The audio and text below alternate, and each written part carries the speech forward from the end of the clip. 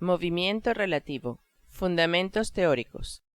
Efecto de la corriente de un río sobre una embarcación.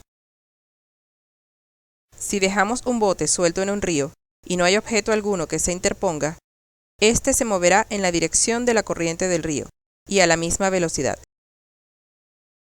Si pudiéramos detener de forma absoluta la corriente del río y quisiéramos ir a un punto ubicado justo al frente al otro lado del río, encenderíamos el motor y orientaríamos el timón directamente hacia el punto opuesto en la otra orilla. El movimiento en este caso sería como se ilustra, y a la velocidad generada por el motor del bote al moverse sobre el agua se le llama velocidad del bote respecto al río.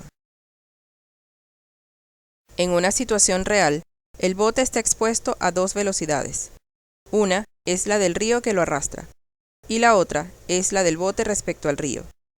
La velocidad resultante es la velocidad del bote respecto a tierra, y es la que determina la trayectoria que sigue este.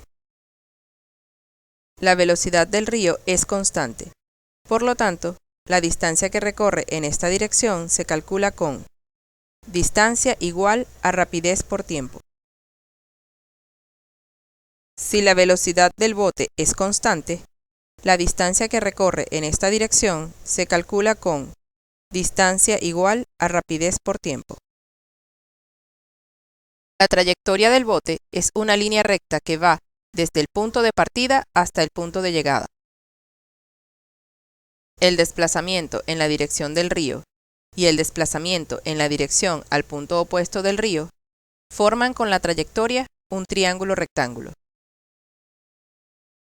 Si aislamos el triángulo del entorno, podemos observar los detalles matemáticos que nos permiten realizar los cálculos. En este triángulo, la hipotenusa es la trayectoria, y los catetos son distancia recorrida en la dirección del río y distancia recorrida en dirección al punto opuesto.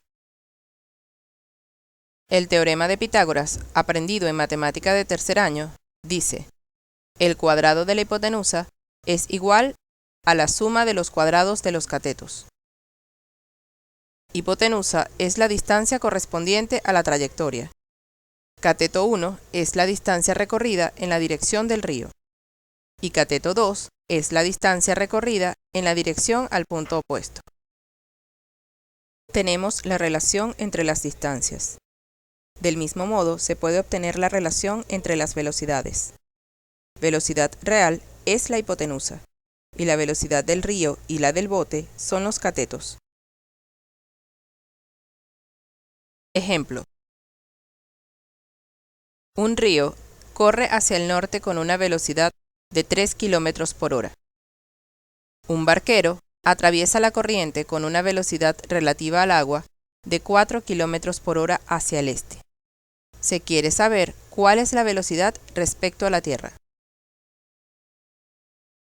Las tres velocidades forman un triángulo rectángulo al que podemos aplicar Pitágoras. Así: hipotenusa al cuadrado, velocidad del bote respecto a la tierra al cuadrado, es igual a cateto 1 al cuadrado, velocidad del río al cuadrado, más cateto 2 al cuadrado, velocidad del bote respecto al agua al cuadrado. Velocidad del bote respecto a la tierra al cuadrado es igual a velocidad del río al cuadrado, 3 km por hora al cuadrado, más velocidad del bote respecto al agua al cuadrado, 4 km por hora al cuadrado. Para despejar la velocidad del bote respecto a tierra, aplicamos raíz cuadrada del otro lado. Efectuamos las operaciones, calculamos y simplificamos unidades. Velocidad del bote respecto a la tierra es 5 km por hora. ¿Qué te ha parecido la lección? Comparte tus opiniones con nosotros a través de comentarios e invita a tus amigos a seguir nuestras producciones.